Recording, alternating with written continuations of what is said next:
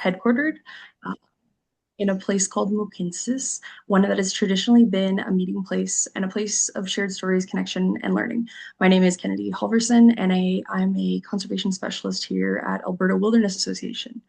I'd like to acknowledge and take a moment here that this place that we gather virtually tonight, at least where AWA is the ancestral home of the Treaty 7 signatories, which includes the Blackfoot Confederacy, comprised of the Siksika, the Piikani, and the Kainai First Nations, the Tsuut'ina First Nation, and the Stoney Nakoda, including the Chiniki, Bearspaw, and Goodstoney First Nations, and within the Métis Nation's homeland. As a provincial organization, we serve the entire province of Alberta, which also includes treaties 4, 6, 8, and 10. We express gratitude and respect for these lands and commit to advancing reconciliation with Indigenous peoples to ensure justice, equality, and sustainability for all people and the natural world that we all rely on. A good reminder here is that acknowledgement is not enough. It is the first step. And it is also the last day of the National Indigenous History Month, but of course we should be working to celebrate and support our Indigenous friends and family and neighbors throughout the whole year. In Alberta right now, we're seeing the treaty chiefs say that there is a rise in anti-Indigenous sentiment and increased discrimination. And so as, settler colonial neighbors, we need to be making sure that we are protecting and supporting and really calling out that because we don't want to see it. And anyway, so just a reminder that truth and reconciliation needs to go farther than acknowledgement. Thank you again for joining us today. So we're here to present Coal Conversations, Lessons Learned in BC's Elk Valley with Wildsight. Presenting for us here today is Simon. Simon holds a Bachelor of Science in Geology and has worked in mineral exploration across Canada and the US and is the current Mining Impacts and Policy Lead for Wildsight. Growing up near Invermere, he gained an appreciation for the mountains and a love of spending time in nature. Whether he was hiking, trail running, fossil hunting, or cross-country skiing.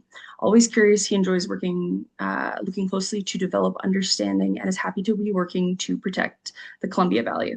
And so the reason I invited Wildsight and Simon to give this presentation for Alberta Wilderness Association tonight is because while we are separated by provincial boundaries, of course, our ecosystems and our wildlife and also pollution do not recognize provincial boundaries. And so they are much more interconnected and fluid. And so what happens in BC has real implications for Alberta.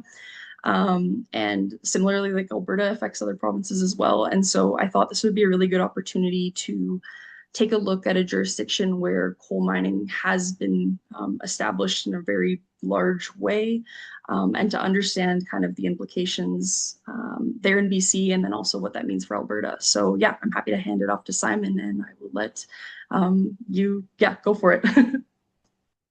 Perfect. Thank you, Kennedy. Yeah, and thank you to the Alberta Wilderness Association for inviting me to do this talk. I love talking about coal issues, and the only thing I like more than that is answering questions about it. So please, as we're going through this, please write down your questions, pop in the chat or whatever works, and we'll have a good opportunity for some question and answer period at the end here. So yeah, I'm excited to hear any comments, anything that anybody has to offer. So yeah, as Kennedy said, my name is Simon Wiebe. I work for Wildsight. We're a conservation organization in the East Kootenays in British Columbia, Southeast BC. And we cover a wide array of issues. I'm the mining impacts policy lead, so I work on mining issues. We have people who do forestry work. We have people who do education work and conservation and policy reform. We do a wide array of things. And yeah, I'm really excited to be presenting to you guys on this. So as you can see here, this is a shot of the Fording River mine. This is the biggest of the metallurgical coal mines in the Elk Valley, and it's in fact the biggest metallurgical coal mine in Canada. And it's important when you see something like this, like you can take a look and you can see that's a lot of rock. That's a lot of it looks like a mess. But just take a moment here and kind of imagine something like what it used to be. There used to be mountains here, right? There used to be things like, you know, what's now making up these waste piles used to be mountains, and that those include Eagle Mountain, Lake Mountain, Swift Mountain, Henrietta Ridge, and all the valleys in between those. So these are things that have been, sacrificed in the name of coal. Yeah, just take a moment and kind of imagine what this might have looked like. I think you guys can see my cursor here, and we have Turnbull in the back here. I bet it used to look something similar to that here. So you might be asking, you might have heard the term mountaintop removal coal mining before, and it's kind of self-explanatory. It's kind of in the name, mountaintop removal. The mountaintop has been removed in order to get at the coal underneath. So at the top here we have this is Castle Mountain, and if you're local to the area or maybe pay attention to the mining news, you might have heard of the Fording River Extension Project. That's the next expansion that Glencore, the owner of these mines, is hoping to get. And this mine will be the first thing to go. So they're going to turn something like that into, again, this is the Fording River mine here. So we have a little bit of a zoom in here just to kind of I want to give an idea to the scale that we're kind of operating on here. So this is a satellite image from 2024, I believe, that we have a scale bar here, 90 kilometers, and you can pretty clearly see the outlines of these mines. There's five mines in this picture. Actually, it might look like three at first glance, but there's a little one down here. That's Coal Mountain, and we have Elk View here. This is right by the highway. It's what you see every time you drive through the Sparwood area. You have Line Creek, and this one kind of looks like one mine, but it's actually two that grew into each other. These mines they start relatively small, and they tend to expand, and eventually these two kind of merged into one, but on paper there are two. This is the Fording River Mine, and this is Green Hills Mine. And again, just trying to give a bit of an idea of the scope here. This is the Elk View Mine. That's the one right by the highway here. It's one of the five in the area. And over the course of this mine's planned life, as of right now, if they continue their permits to the end of those, they'll have moved 3,000 Great Pyramids worth of waste rock in the process, which is kind of a staggering amount of rock to our human brains weren't really designed to understand the amount of work and amount of volume that these mines will have processed. And I really enjoy might not be the right word, but we'll stick with it. I enjoy showing these pictures because you can almost, I'm going to ask you to use your imaginations again here, but you can almost imagine a knife cutting right along this ridge, shearing the top off of this mountain.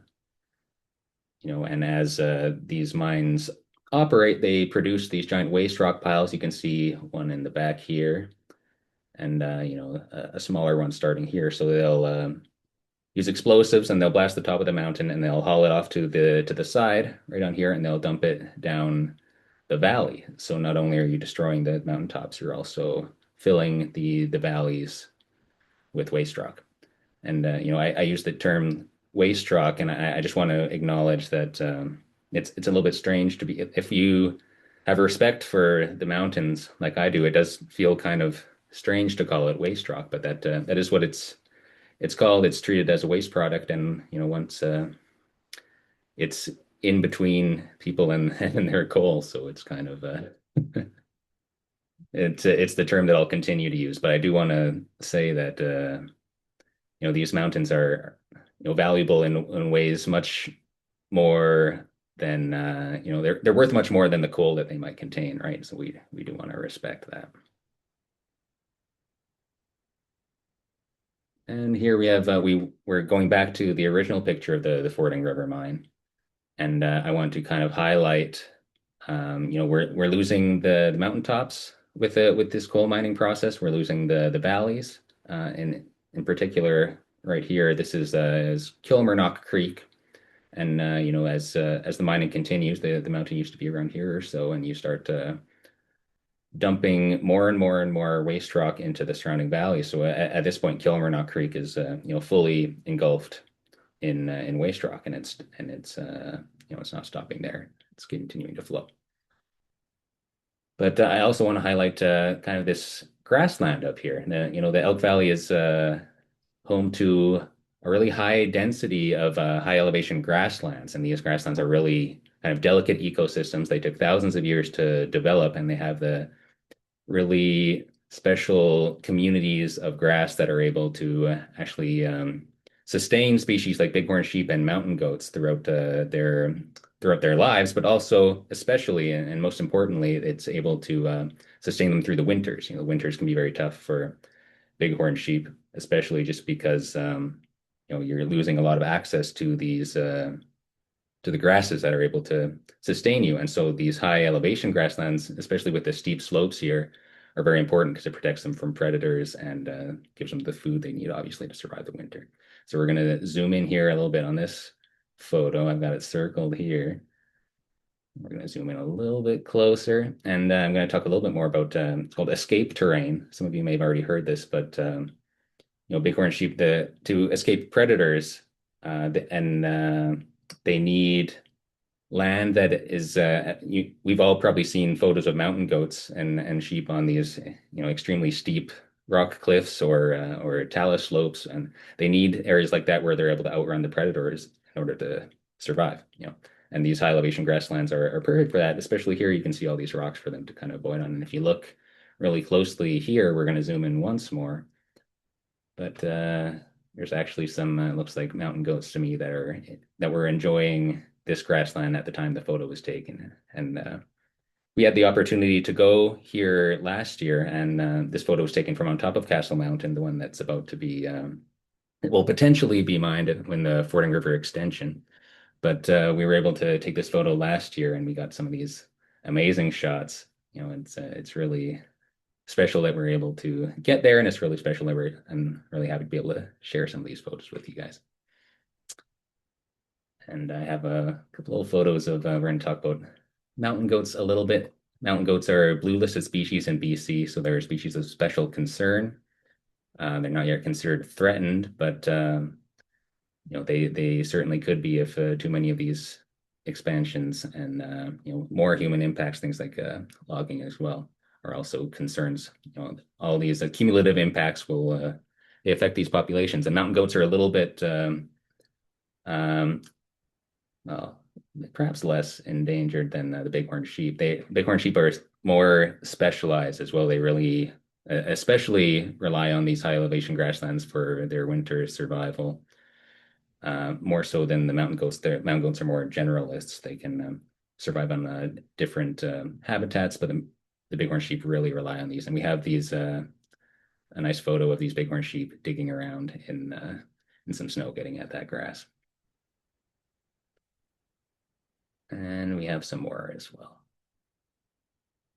So yeah, with mining expansions, especially when you're taking away those high elevation grasslands, it's not just the loss of that habitat. It also forces the sheep herds to go to surrounding grasslands, which puts additional pressure on every herd in the area. So it's not just like you're losing a little bit of food; you're also causing overgrazing issues in the surrounding areas, and that's putting pressure on every herd in the area. So it's really problematic. It's not just it's compounding issues.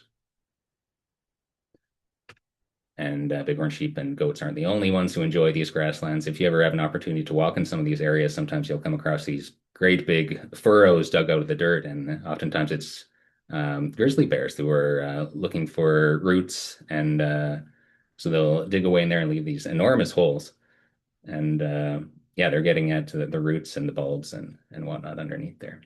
And some of you may already know that in Alberta there are about there's estimated 700 grizzlies left in the entirety of Alberta, and that as the population loss has been caused by things like habitat loss, human bear conflict, hunting, and a lot of human impacts are reducing the populations and or causing the existing populations to struggle. So especially things like this expansion are especially concerning. And I'm well aware of the grassy mountain issue as well, and that is something that I'm hoping to get some questions on it, but we'll see what. And here we have another photo of some more grizzly bears, some little babies enjoying the slopes. And another wildlife picture for you here. We were, like I said, we were up in on Castle Mountain last year, and our photographer had her drone and was flying the drone around, getting some mining photos. And this goshawk got curious and started flying around. So this is a really stellar photo. I'm really happy that we were able to share this with you guys. And this is a photo of Castle Mountain looking south. And so this will be, if Elk Valley Resources gets their way, this will be part of phase 2 of the Fording River Extension project. So this mountain will be mined, and it's kind of interesting to think about that in the course of human history. Mountains are almost well, not almost. They're virtually permanent structures. So it's strange to think about mountains in a way that are temporary. And of course, if you look, across the world, you can see weathered and eroded mountain ranges. But it's kind of interesting to think about. But it takes hundreds and hundreds of millions of years for these mountains to weather and erode away. And here we are in the Elk Valley, and we're able to do it within the course of a few decades. It's kind of for lack of a better word, it's an amazing feat that humans have been able to do this, and amazing in a kind of awful way as well. There's a great engineering feat, but also incredibly destructive. So yeah, as I mentioned, the FRX, the Fording River Extension, permits could come as early as 2029. So if you're a mountain lover and you want to go see this, you should get up there soon. And here is we're looking west this time at a different part of Castle Mountain, and I love this photo. Just like looking at these grasslands going right up to the peak like that. It's something I had never seen before, and yeah, again to be bring it back to the dour side of thing. This will be phase 1 of the Fording River Extension project, which is currently going through the environmental assessment process, a joint environmental and impact assessment process with the provincial and federal governments, respectively. And we are doing our best to help to influence it.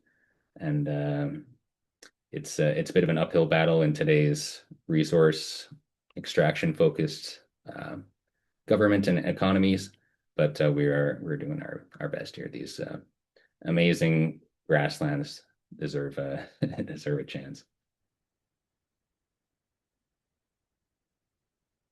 And we also have to think about the full life cycle of these mines. So yeah, they're destructive during their operation, but if you talk to a miner, oftentimes they'll try to bring it back with we leave it maybe similar to the same way that we found it. We remediate our sites so it no harm is done, no permanent harm is done. But at least in the Elk Valley, we see that this isn't quite manifested in a way that's very acceptable, I would say. So this is the Coal Mountain mine. It was closed 9 years ago. It's in care and maintenance mode, so it hasn't. That means it hasn't produced any coal in the past 9 years. And on paper, this is about 1/3 reclaimed. And you can see, down here they have some trees coming in, and maybe a little bit there, and they have some grass up at the top here, which is better than nothing. But it doesn't seem to really be a terribly good outcome, in my opinion. And this is something that is mirrored by, there was a letter put out by the Ktunaxa Nation, the local Indigenous nations, group of Indigenous nations, in the it was put out in October last year that said that they don't support FRX going through the environmental assessment process And one of the points that they cited to support that is that reclamation outcomes have not been all that great. They haven't proven that they're able to reclaim properly, and there's no real chance at all that they're going to be able to reclaim these high elevation grasslands that I mentioned. They just don't have it takes thousands of years for these grassland communities to develop in a way that is balanced and is able to especially produce the grasslands that support bighorn sheep through the winters. It's just something that humans haven't shown an ability to be able to create. They can plant grass and it can be perfectly good forage for summer months, spring, summer, fall. But the winter is really the kind of point that is difficult for them for bighorn sheep specifically to survive, right? That's the limiting factor. So I can't overstate the importance of these high elevation grasslands for that. And another point that I haven't mentioned yet, but we're going to get to a little bit deeper is water quality. So, Coal Mountain especially is we're going to talk about selenium in fairly in depth pretty soon, but I want to bring up Coal Mountain has a lot of nickel issues. So it's not just selenium, it's also other things such as nickel and heavy metals like cadmium and things like sulfates, nitrates. But Coal Mountain especially has really high levels of nickel, higher than the other mines. Even though this is the smallest mine, the smallest of the five mines, it does have, in some ways, anyways, nickel specifically, it has some of the worst water quality. And so this is a satellite photo from 1984. This is as far back as I could find of, we're back to Elkview Mine this time. So I just want to give you an idea of how these mines sort of expand. We talked about the expanding earlier in Green Hills, expanding into Fording River. And now we're going to give you a little bit of an idea of how that goes now. So we're going to fast forward to 2024 or 2022, sorry. And I've outlined the the 1984 footprint in red, and you can kind of see how things have expanded. So not only has the waste rock piles really gone in around here, but if we go back, so we're back in 1984 now, this whole valley, is traversable. It's an active wildlife corridor. The animals can migrate through this. And in 2022, yeah, this huge blockage. So it's going to be very difficult for these animals to migrate through. So now not only do they have difficulty migrating this way because of human development, they can't really migrate this way, so they have to go a whole nother valley over, and that's just it's making things unnecessarily difficult. I suppose it's restricting wildlife pathways is it's and again, this is something that is going to add to the cumulative impacts on these populations. And it's not just the loss of one wildlife corridor that's going to kill a herd, but if you couple that with a whole bunch of other issues, then it's going to seriously impact things. And this is perhaps my favorite set of photos to share. I'm really excited to be able to show these. This is part. I got this photo from the Mountain Legacy Project. This is a historical project made by the researchers out of the University of Victoria who they find these historic photos. This one was taken in 1915, and they triangulate exactly where the photo was taken from, and then they go to that exact location and retake the photo. So we're going to zoom in a little bit here right now. You keep an eye on this big ridge, and especially this this mountain right here. This is Line Mountain. So we're going to zoom in a little bit here. And pretty soon we're going to go into the future. So I want you to keep an eye on this whole side of the mountain right here and this whole valley right here. So there are going to be some pretty significant changes. This valley, this side of the mountain, and this valley as well even. But so we're going to go forward. And as you can see, this whole side of the mountain, it's been shaved off, and you can kind of see these terraces where the mine trucks drive. And all the waste rock produced from that is now filling this valley and down in here. So every fish that was living in that stream, no longer has habitat, no longer has life, but those populations can no longer survive in those areas, and especially and in here as well. And so we're going to go back again. I'll just show you one more time. So 1915 and 2022. And now I've just sort of, again, to drive home the fact that this isn't just mountaintop removal. This is also, valley fill. We're destroying entire valleys. So I've highlighted all of the, visible waste rock piles, and we're just going to sort of keep that highlighted. So all of these areas are now completely covered in rubble and unable to be lived in by fish at the very least. So yeah, that's I really love these Mountain Legacy Project photos. It's an amazing project, and I'm really thankful to be able to share these photos with people. It's very descriptive of the mountaintop removal process. And so now we're going to shift into some water quality issues. The next slide I show is going to have some somewhat disturbing photos of fish, and I do not show these photos lightly. It's something that really helped me to kind of understand the real issues with selenium poisoning in the area.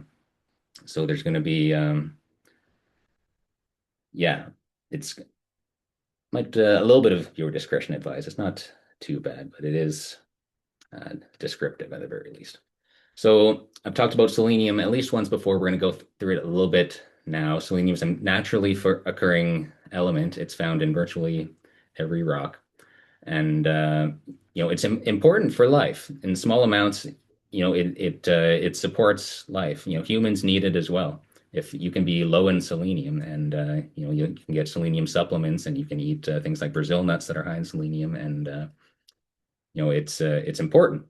But in very small concentrations above that baseline that's necessary, it starts to become toxic. And then, the higher and higher you get, the worse and worse it gets.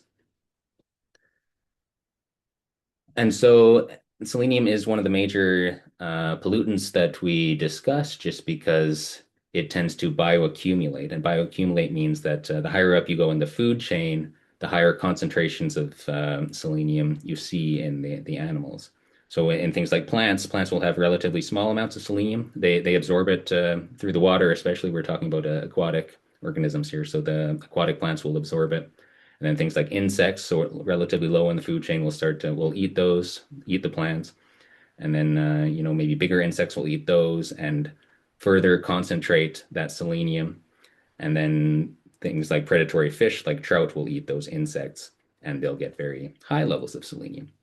And you can go to some of these rivers and you can see healthy looking fish, and it's because selenium tends to accumulate in the reproductive organs of these fish. So the fish can look perfectly healthy, but they might have ovaries that have unsafe levels of selenium in them. And that sort of manifests in a way that reduces their reproductive capacity. And that's exactly why I show these photos. When I was first learning about these issues, you hear the term reduced reproductive capacity being thrown around a lot. And it took me looking at these photos of these juvenile fish with things like hemorrhages and edemas and spinal deformities to really kind of understand how that reduced reproductive success manifests. This is the outcome of selenium poisoning. And studies have shown that when in I believe it was 2020, the when the federal government was researching to support their record-breaking Fisheries Act fines. They went and they found the selenium experts, and they studied these fish that are in the Fording River, beneath the Fording River mine, and they determined that selenium in that river was causing a little over 50% reduced rate of reproductive success. So every roughly one in every two eggs that a fish would lay was either non-viable or would result in something like this. And that's not what we see throughout the entire watershed. That's the most impactful area. But even downstream, these reduced reproductive success percentages are still calculable. You can go down 100 kilometers downstream, and you would be able to calculate the amount of issues that these fish will have reproducing. So it's not something that at very small amounts above that baseline level, the you can start to see effects on populations. And it's not just fish too. Insects also struggle. And when you get higher levels of selenium in some of these watersheds, different species will be more or less sensitive to selenium. So the most sensitive species will be obviously most heavily impacted, and the more resistant species will kind of move in to fill those gaps. And when we're talking insects, especially, we're mayflies, and just for one example, mayflies tend to be especially sensitive, and unfortunately, black flies tend to be rather resistant. So you'll see reduced mayfly populations and increased black fly populations. And there's only one more point before I'll flip away from these sad fish. But after decades of pressure from the indigenous nations, the Tanaha, as I mentioned earlier, we're now in the process of performing an international joint commission, and this international joint commission, IJC, is kind of groundbreaking in depth and scale because it's the first one to really heavily include the indigenous nations in the study. So we're really excited for this. The report is coming out later this year, and we're really looking forward to seeing what they have decided. And so we're back to this slide, and I came back here just to say that the selenium comes from somewhere, and it comes from the waste rock especially. So selenium, as I mentioned, is a naturally forming element or natural element, and it can be found in virtually every rock, as I said, and but it's especially high in and around coal seams. So when you get at the coal, you end up producing a lot of waste rock, and these waste rock piles end up leaching rather quickly. So a mountain like this, hundreds of millions of years of weathering and erosion will reduce it down to a hill. And but over the course of those hundreds of millions of years, that selenium will be released. So there's a lot of time for the selenium to release. But when you do mountaintop removal mining and you end up creating these enormous waste rock piles, those mountains are accelerating or are weathering at a extremely accelerated rate. So they're going at on the scales of hundreds of years instead of hundreds of millions of years. So that's why we're having enormous selenium issues. It's not that selenium is uh, is a problem naturally. It's everywhere and it's necessary. But when you really accelerate those weathering timelines, that's when you start getting problems. And so, how much selenium is safe? And it's a important question to kind of to talk about because depending on where you are, places will have different ideas for what is safe. So in Montana, 0.8 micrograms per liter is considered safe for the Koocanusa Reservoir specifically. That's the man-made lake that crosses the border between BC and Montana. And they developed that standard based on a rigorous examination of the available scientific literature. And in BC, we consider 1 microgram per liter to be the alert concentration. That's when you start kind of worrying that something might be up, which is reasonable. And 2 is supposed to be the maximum safe level for aquatic life. And that there are studies that show that at 2 micrograms per liter, you're starting to see some of these effects, especially on sensitive insects and sensitive fish. But in BC, we consider 2 to be safe, and the same for Alberta as well. But as I mentioned, research shows that you can find reduced reproductive success in insect and in fish, below 2 micrograms per liter.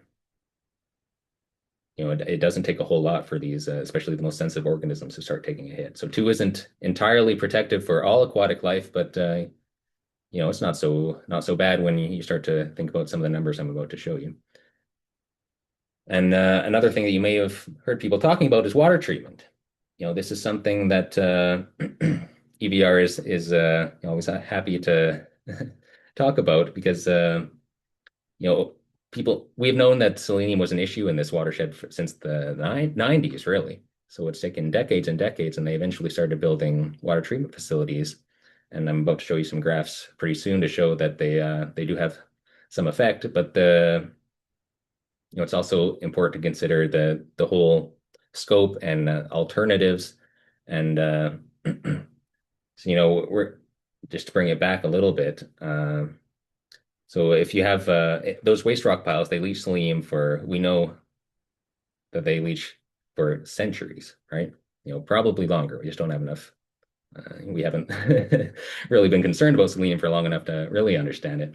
But just looking at the EVR's rock piles specifically, after 40 years, the selenium leaching rate just starts to reduce. So, for 40 years, the first 40 years that the waste rock is sitting there weathering away, you're getting full weathering rates of selenium. And then at 40 years, it starts to sort of start to come down. And we don't know how long it takes for it to go down fully, but we know it's going to be a long, long, long time. And so EVR is in the process of kind of trying to figure out ways to store the waste rock that will reduce the amount of selenium that is released. But these sort of things, you're trying to find a geochemical balance, and these things take decades to even get close to forming that balance. So we really won't know if they work until almost in our case, until it's too late, really.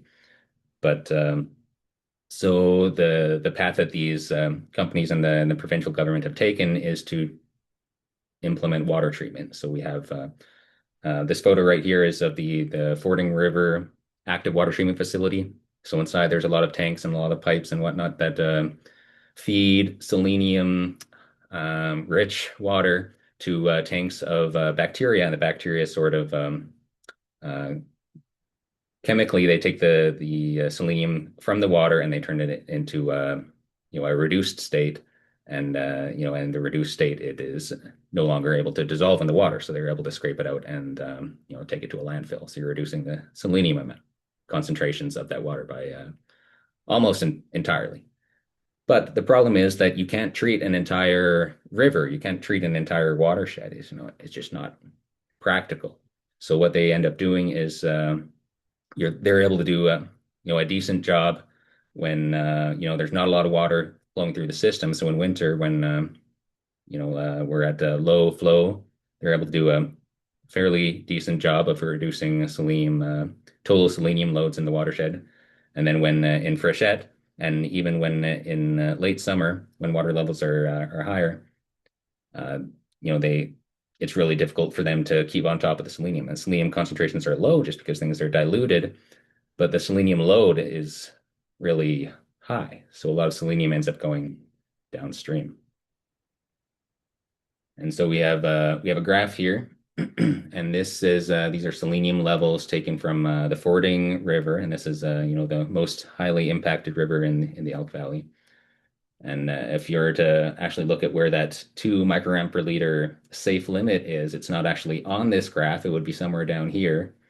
So that's something to keep in mind. The selenium loads are extremely high in this river.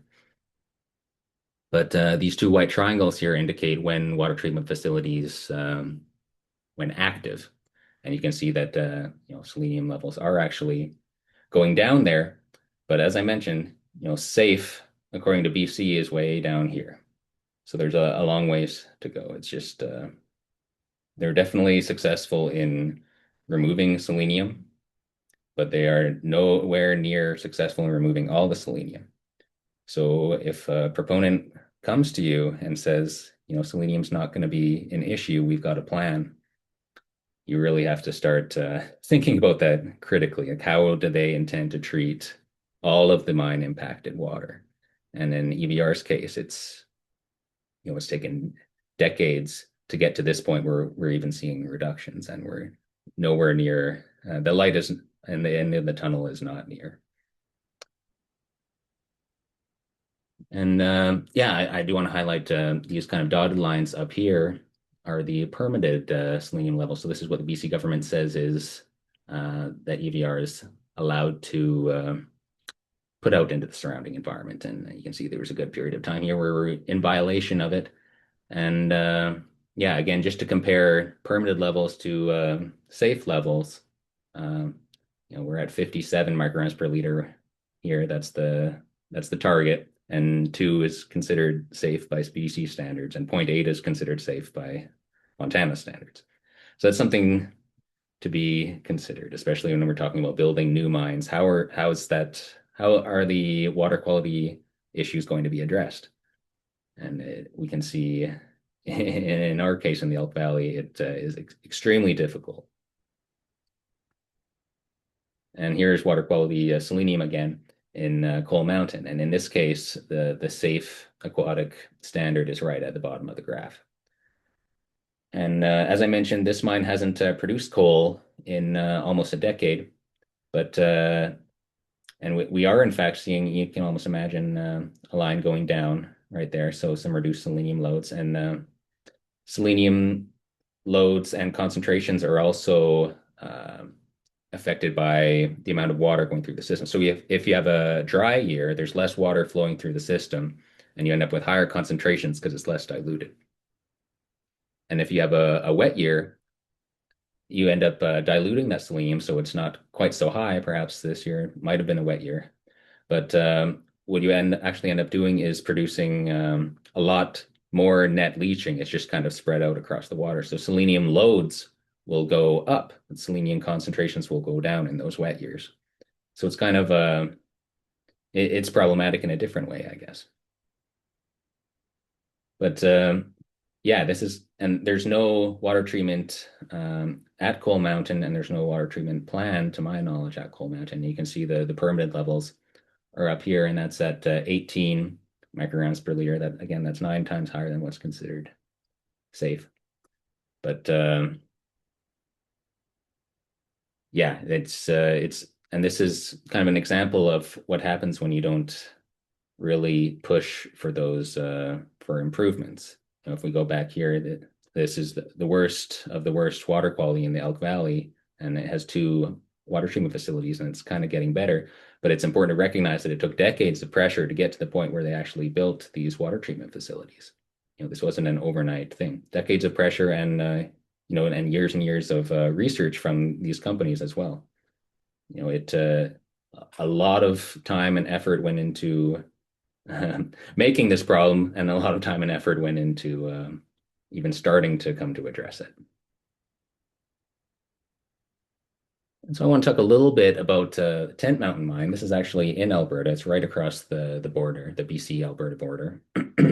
So mining ceased in the 80s, but right below those waste rock piles, selenium levels still reach over 100 micrograms per liter sometimes. So that's not very problematic for any fish that are trying to live in those ponds.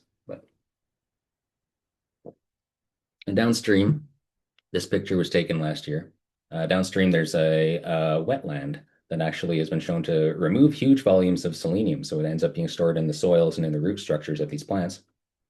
So they've been, enormously successful in reducing selenium loads. But what actually ends up happening downstream is that that selenium gets it transitions to a form that's more bioavailable, so it's more easily absorbed by plants and by aquatic life.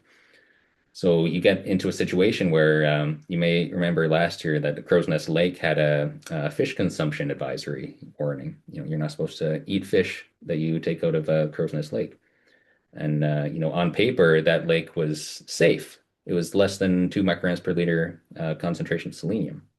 But in practice, the fish from that lake had elevated levels of selenium, unsafe levels of selenium in their tissues. And that is at least probably in part due to this increased bioavailability from the chemical processes undergoing in this wetland. So it reduces overall selenium load, and it does an amazing job at it. But it also increases bioavailability. So it's really, I guess the point I'm trying to get across is that these mines are long-term issues, and there's no easy solution. And so we really need to be taking these sort of things into account when we are talking about building new mines or mine expansions, in our case, in the Elk Valley. And it's not just local issues. There are issues, hundreds of kilometers away. So this top map here is it's from a dust modeling study done in 2024. So they looked at how far the dust from these coal mines is likely to travel, and everything that's kind of faint yellow. This slide is coming up later, and it'll be a little bit bigger. I'll give you a rough explainer now. This The faint yellow is are areas where you could probably find a little bit of coal dust, the really fine stuff.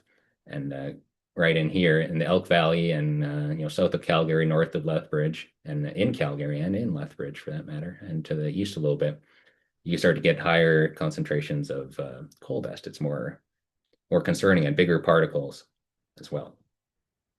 And so, coal dust is problematic. We don't have a lot of health studies in the Elk Valley, but there have been a lot of health studies done in the Appalachian Mountains where they have, enormous coal mines and enormous coal mining issues associated with that there. And, studies have shown that things like polycyclic aromatic hydrocarbons that, they're cancer causing or can be found in those areas, and things like heavy metals can be found near the mines, and selenium as well. It's transported in the dust, and it can have, as we mentioned, even small concentrations can have measurable effects on ecosystems. And you can find those hundreds of kilometers downwind of the mines. And to bring it back again to water quality, you can track that selenium all the way to the ocean.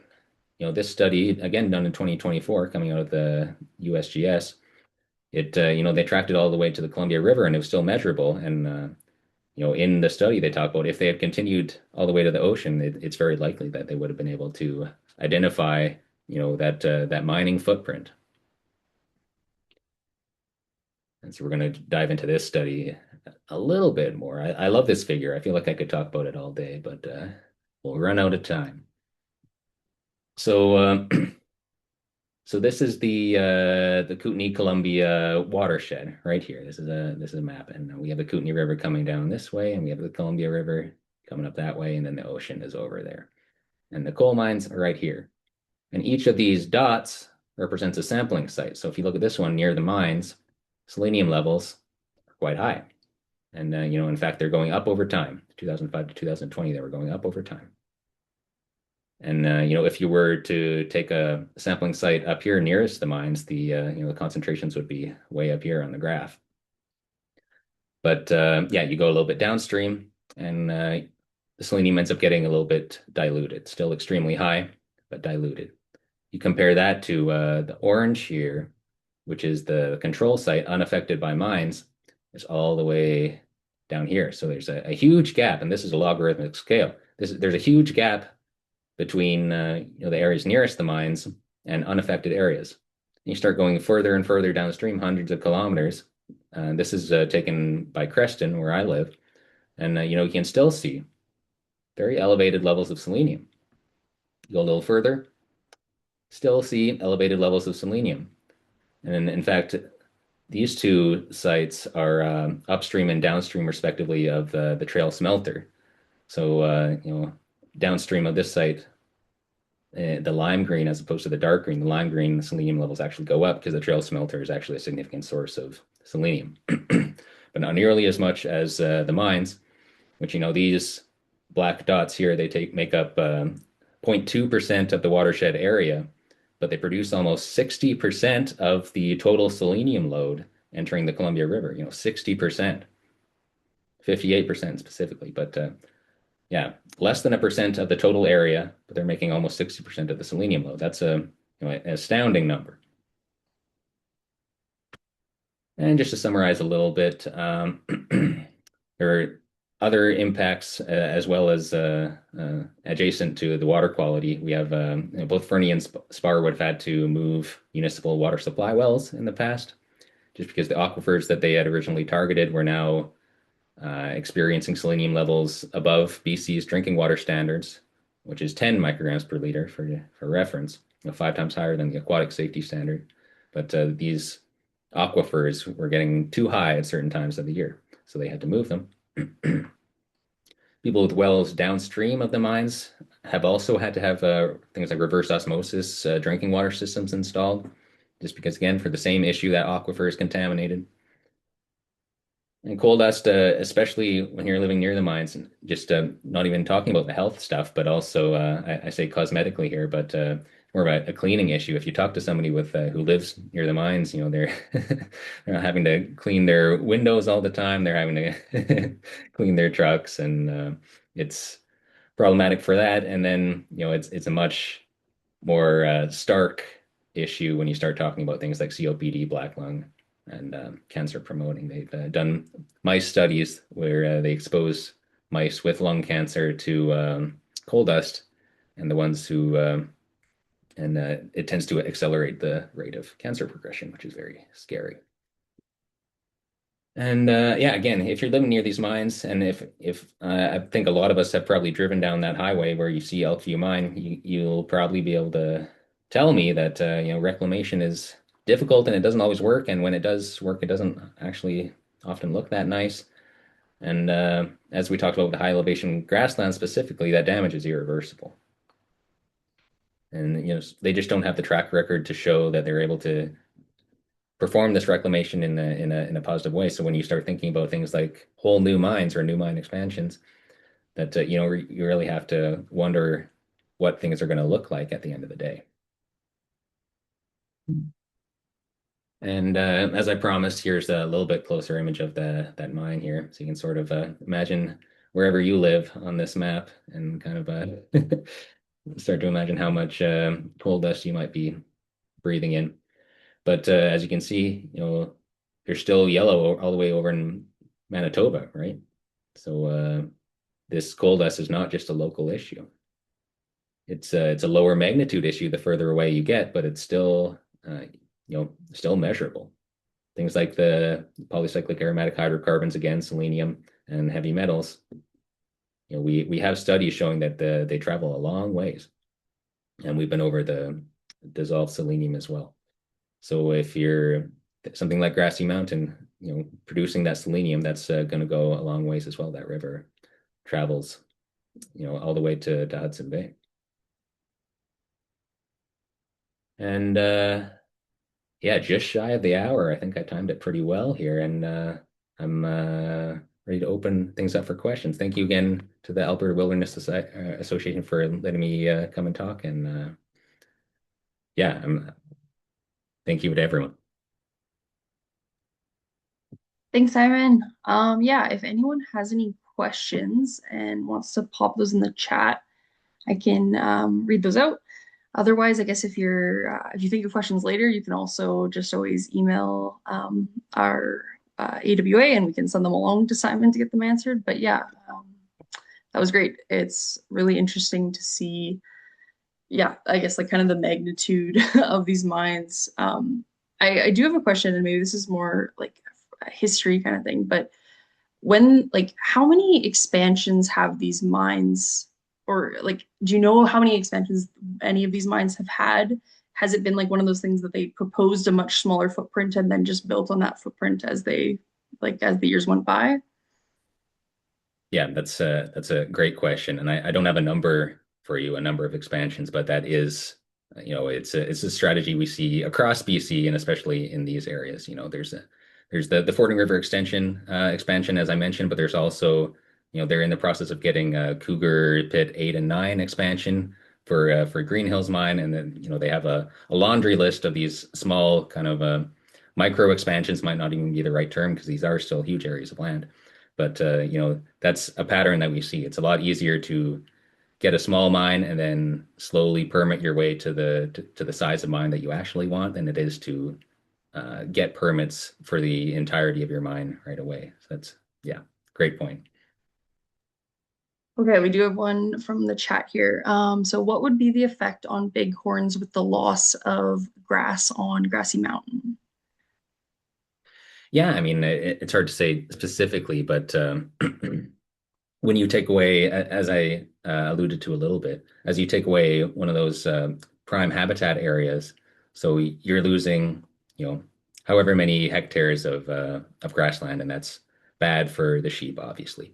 But what ends up happening is those sheep have to go somewhere. They don't just lose their habitat and die right away. They'll spread out and they'll forage elsewhere, and that will put additional stress on all the grasslands surrounding that area. And that will put additional stress on all the sheep and the goats living in those areas. So and you end up when you get overgrazing issues like that, especially chronic overgrazing issues like that, you end up really damaging the grassland and it takes a lot of time to recover. And during that recovery period, it's not terribly good forage for these sheep. So, in short, you're going to have trouble sustaining the existing population if you take away too much of that grassland. Thanks, Simon. Okay, here's oh yeah, this is a comment from LILSA. Thank you for your presentation. I'm horrified that Castle Mountain is even considered as a candidate for mining. Yeah, it's especially when we were so fortunate to be able to go up and take those photos last year. Such a beautiful area. Not that there's a lot of ugly areas in the Elk Valley and in Alberta as well, but yeah, it is horrifying. It's strange to think that mountains can be taken away. It's like I said earlier, it's not something that we're really meant to think about. There aren't a lot of areas in the world where you can be born somewhere and maybe you move away and you come back and the mountain that you grew up next to is gone. It's yeah, it's food for thought, and I share your horror. Yeah, Yeah, yeah. I guess I want to just like ask because it might be a little or I don't know exactly how it works in BC, but is Castle Mountain like public lands in BC? Yes. Okay. yeah, yeah, yeah. We were able to a lot of the land north and mostly north of Castle Mountain is part of the mining permits, and so there's restricted access, but you can still access it from Chauncey, and yeah, there's still ways to get up on Castle. Yeah. And so it's restricted or like it's restricted or like I guess I'm wondering how long has it been restricted? Like they obviously they're not expanding mining into it yet, but because they have the permits, it means that public is not able to use the lands while it still remains or have as much access to these lands. Yeah, if you Okay. tried to get onto Castle Mountain from the north side, you would have to kind of I don't think you would have to go through the gates at Fording River, but you would have to get close and if you were walking around on there, they have active mining permits and it's a restricted access area, so it would be difficult, yeah. Got it. Okay, and another question here from Riley. Overall, is it fair to say that a lot of the permitting that is allotted for the mining companies goes on behind the scenes and out of the public view? And then the follow-up would be, do you think that this exacerbates the ignorance the general public may have with regards to the permitting? Yeah, that's a great question. I'm happy to talk about that a little bit, especially with the Fording River extension specifically is it's larger than most expansions that these mines go for. And so it's getting a lot more public scrutiny. And it's in fact getting, as I mentioned, the environmental assessment and the impact assessment process. And in those processes, there are public comment periods where people like us can make our case and, ostensibly have that case be considered by the federal and provincial governments. But for those smaller permits, the public anyways has very little input. These permits are, discussed by industry, they're discussed by the provincial government, and they're discussed with Indigenous nations. But in terms of like public input, it's pretty limited. Yeah, yeah, great question. Follow-up on that I have is I guess so in Alberta the process kind of works is when an application is put forth like the public or a group like AWA has an opportunity to put in a statement of concern, but something we find is that these statements will not be considered by the regulator or often are not considered by the regulator unless we can fit like a very narrow definition of what is considered directly and adversely affected. And so usually directly and adversely affected uh, is limited to the people who live like very close in proximity. Is something similar like that in BC, or are you guys able to participate in these regulatory processes easier? Yeah, I mean we're still able to submit comments. I do think that we're the further you get away from the mines, I think that it's weighted less, I would say for sure. But on the surface level, at the very least, where anyone can submit to these comments. There are the BC government during these comment sections, they kind of funnel you through their um, submission service, and in those submission services, you're kind of put into categories, and some of those categories are like lives far from the mines kind of thing. So it definitely reduces your impact, I would say. Yeah.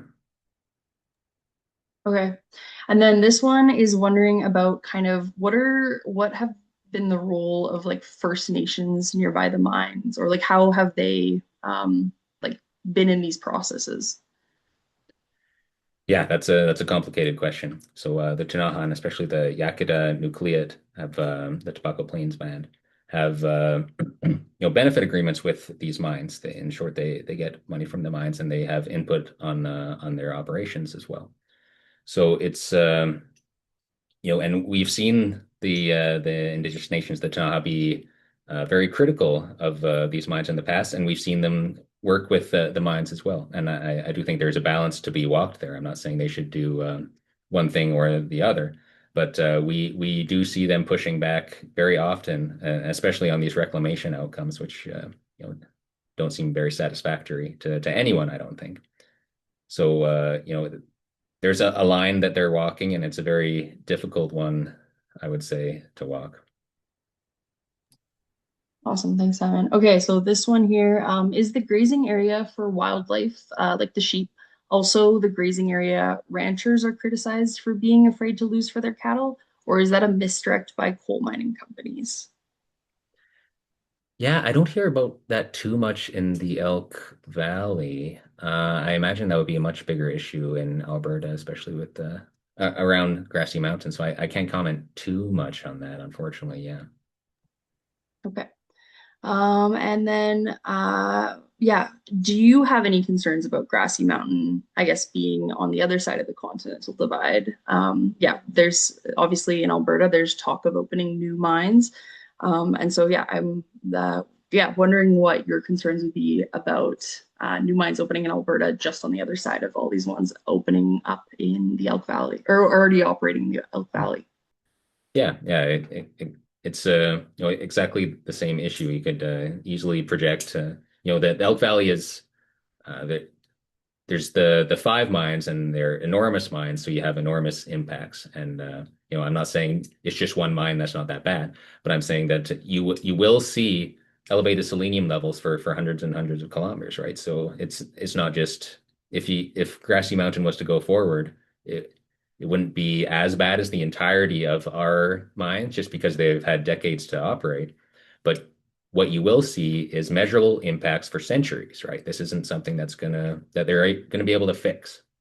They might be able to put a water treatment facility, and maybe they'll say that they'll continue to run it for in perpetuity, as it's supposed to be done in BC, anyways. But there's no guarantee that that's going to happen. There's no guarantee that the funding will be available for that water treatment facility, and there's no guarantee. The only guarantee that you can really get is that the selenium is going to continue to flow for all of our lifetimes and all of our children's lifetimes and all of their children's lifetimes. So long-term issues. Reclamation has been shown to not even fix the problem when it is done. You can have a fully reclaimed mine site and it will continue to leach selenium at almost exactly the same rates as an unreclaimed site. So yeah, in short, am I concerned about Grassy Mountain? Absolutely. Yeah, we should all be concerned about Grassy Mountain. Okay, one last question here and a good one to wrap up, I think. So in your opinion, what things can we as the general public do to be helpful in support of environmental causes beyond simply voting? Yeah, I mean we have to get loud, right? That's what we at Wildsight are trying to do. That's what the Alberta Wilderness Association is trying to do here. Get part of this them inviting me to take this to do this talk is we're trying to keep the pressure up. We're trying to keep coal issues on people's minds as things continue. Things like the petition going on in Alberta is amazing. It's getting so many great headlines and it's keeping things in the conversation. We need to keep that pressure up. So voting is great, and being loud is even better. So yeah, just showing up to these things is great. Everyone here is doing a great job. Awesome. Well, thank you again, Simon. We really appreciate it. And it's great to see what's happening on the other side. I thank everyone again for attending this evening. This recording will be available later on AWA's YouTube channel. Please check out Wildsight as well. They have a lot of really great information that I find incredibly valuable to help inform what's happening here in Alberta.